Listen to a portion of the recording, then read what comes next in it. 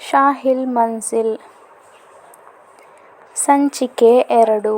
ರಜಿಯಾ ಆಡಿದ ಚುಚ್ಚುಮಾತು ಕೇಳಿ ಶಾಹಿಲ್ ತನ್ನ ಚಿಕ್ಕಮ್ಮನನ್ನೇ ದಿಟ್ಟಿಸಿ ನೋಡುತ್ತಾ ಕೋಪದಿಂದ ಹೇಳಿದ, ನೋಡಿ ಚಿಕ್ಕಮ್ಮ, ನಿಮ್ಮ ಹೊಲಸು ನಾಲಗೆ ಹರಿತವಿದೆ ಎಂದು ಬಾಯಿಗೆ ಬಂದಂತೆ ಚುಚ್ಚು ಮಾತಾಡಿ ಅಮ್ಮನ ಮನಸ್ಸನ್ನು ನೋಯಿಸಬೇಡಿ. ನಾನು ನೋಡ್ತಾ ಇದ್ದೇನೆ. ನೀವು ಯಾವಾಗ ನೋಡಿದರೂ ಸಿಕ್ಕ ವಿಷಯಕ್ಕೆಲ್ಲ ಅಮ್ಮನ ಹತ್ತಿರ ಸುಮ್ಮನಿಲ್ಲದೆ ಕಾಲ್ಕಿತ್ತು ಜಗಳವಾಡ್ತಾನೇ ಇರುತ್ತೀರಲ್ಲ. ನಿಮಗೆ ಮನುಷ್ಯತ್ವನೇ ಇಲ್ವಾ? ಚಿಕ್ಕಮ್ಮ, ಒಂದು ತಿಳ್ಕೊಳ್ಳಿ, ಇದು ನಮ್ಮ ಮನೆ. ನನ್ನ ಬಾಪ ಬೆವರು ಸುರಿಸಿ ಸಂಪಾದನೆ ಮಾಡಿ ಕಷ್ಟಪಟ್ಟು ಕಟ್ಟಿದ ಮನೆ. ಈ ಮನೆಯಲ್ಲಿ ಇರಬೇಕಾದದ್ದು ನೀವೆಲ್ಲ, ನಾವು. ಬಾಪನ ಹೆಸರಲ್ಲಿದ್ದ ಎಸ್ಟೇಟನ್ನು ಮಾರಿ ಕೂತಲ್ಲೇ ಐಷಾರಾಮಿ ಜೀವನ ನಡೆಸುತ್ತಿರುವುದು ನೀವು ಮತ್ತು ಚಿಕ್ಕಪ್ಪ. ಶಾಹಿಲ್ ಆಡಿದ ಮಾತು ಕೇಳಿ ರಜಿಯಾ ಒಂದು ಕ್ಷಣ ನಿಬ್ಬೆರಗಾದಳು. ಆಗಲೇ ಕೋಪದಿಂದ ಹಲ್ಲು ಕಡಿಯುತ್ತಾ ಹೇಳಿದಳು, ಏನೋ ಕತ್ತೆ ಬಡವ, ನನ್ನೆದುರಿಗೆ ನಿಂತು ಮಾತಾಡುವಷ್ಟು ಕೊಬ್ಬ ನಿನಗೆ? ಯಾವ ಘಳಿಗೆಯೆಲ್ಲ ನೀನು ಹುಟ್ಟಿದ್ದೀಯಾ, ಆ ಕ್ಷಣದಿಂದ ಈ ಮನೆಗೆ ದರಿದ್ರ ಹಿಡಿದಂತಾಗಿದೆ. ನಿನ್ನ ಹುಟ್ಟಿಸಿದವನು ಕೂಡ ಸಾಲ ಹೊರೆ ಹೊತ್ತು ನಿಮ್ಮನ್ನು ನಡು ನೀರಿನಲ್ಲಿ ಬಿಟ್ಟು ದಿಕ್ಕುದೆಸೆ ಇಲ್ಲದೆ ಮನೆ ಬಿಟ್ಟು ಓಡಿ ಹೋದ. ಈ ಮನೆಯನ್ನು ಉಳಿಸುವುದಕ್ಕೋಸ್ಕರ ನಿನ್ನ ಅಪ್ಪ ಪಡೆದ ಲಕ್ಷಾಂತರ ರೂಪಾಯಿ ಬ್ಯಾಂಕ್ ಸಾಲವನ್ನು ತೀರಿಸಿದ್ದು ಯಾರೂಂತ ಗೊತ್ತೇನೋ ನಿನಗೆ? ಆಗಲೇ ಆಯಿಷಾದ ಹೇಳಿದರು, ರಜಿಯಾ, ಯಾಕೆ ಹೀಗೆಲ್ಲ ಮಾತಾಡಿ ಕಳೆದು ಹೋದ ವಿಷಯವನ್ನು ಮತ್ತೆ ಕೆದಕುತ್ತೀಯಾ?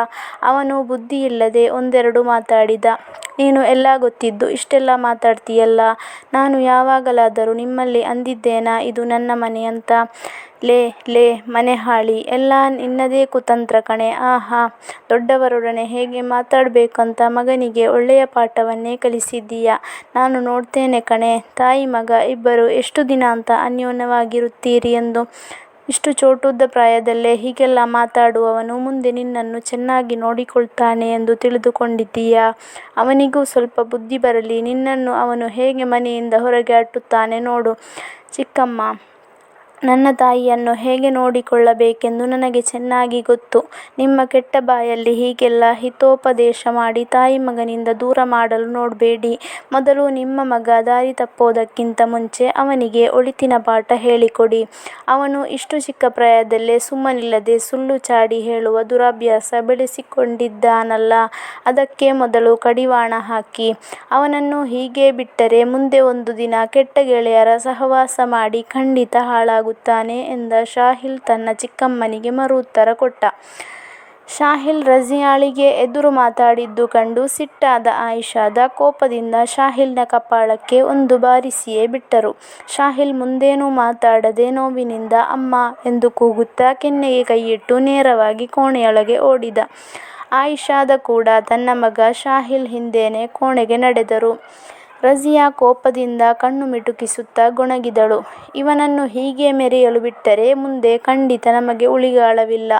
ಈಗಲೇ ಇಷ್ಟೊಂದು ಎದುರು ಮಾತಾಡುವವನು ದೊಡ್ಡವನಾದ ಮೇಲೆ ನಮ್ಮನ್ನು ಮನೆಯಿಂದ ಹೊರಗೆ ಹಾಕದೆ ಬಿಡುವವನಲ್ಲ.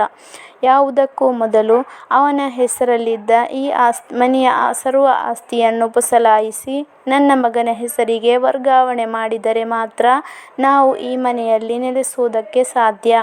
ಇಲ್ಲದಿದ್ದರೆ ನಮಗೆ ಚಿಪ್ಪೇ ಗತಿ ಎಂದು ಮನಸ್ಸಿನೊಳಗೆ ಮಂತ್ರಿಸಿದಳು. ಶಾಹಿಲ್ ಕೋಣೆಯ ಒಂದು ಮೂಲೆಯಲ್ಲಿ ಕುಳಿತು ಅಳುತ್ತಾ ಕುಳಿತಿದ್ದ.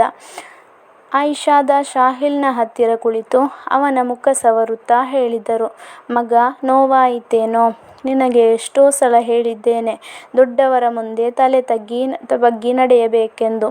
ನೀನು ಫವಾಜ್ನ ಜೊತೆ ಆಟವಾಡಿ ಅವನನ್ನು ದೂಡಿ ಹಾಕಿದ್ದಕ್ಕೆ ತಾನೇ ಇಷ್ಟೆಲ್ಲ ರಾದ್ಧಾಂತವಾಗಲು ಕಾರಣ. ನಿನ್ನ ಚಿಕ್ಕಮ್ಮನ ಸ್ವಭಾವ ಎಂಥದೆಂದು ನಿನಗೆ ಚೆನ್ನಾಗಿ ಗೊತ್ತು ತಾನೇ? ಮೊದಲೇ ಬಾಯಿ ಬಡುಕಿ. ಅವಳಿಗೆ ಏನಾದರೂ ಚಿಕ್ಕ ವಿಷಯ ಸಿಕ್ಕಿದರೆ ಸಾಕು, ಅದನ್ನೇ ದೊಡ್ಡದು ಮಾಡಿ ರಂಪಾಟ ಮಾಡ್ತಾಳೆ. ಶಾಹಿಲ್ ತನ್ನ ತಾಯಿಯ ಕೈ ಹಿಡಿದು ಹೇಳಿದ, ಅಮ್ಮ, ಫವಾಜ್ನನ್ನು ನಾನೇಕಮ್ಮ ದೂಡಿ ಹಾಕಬೇಕು? ಅವನೇ ಓಡುವಾಗ ಜಾರಿ ಬಿದ್ದು ಬಿಟ್ಟ. ನೀನು ಕೂಡ ಚಿಕ್ಕಮ್ಮನ ಪರವಹಿಸಿ ಮಾತಾಡ್ತೀಯಲ್ಲ. ಅಮ್ಮ, ನೀನು ನನಗೆ ಹೊಡೆದದ್ದಕ್ಕೆ ಬೇಸರ ಇಲ್ಲಮ್ಮ.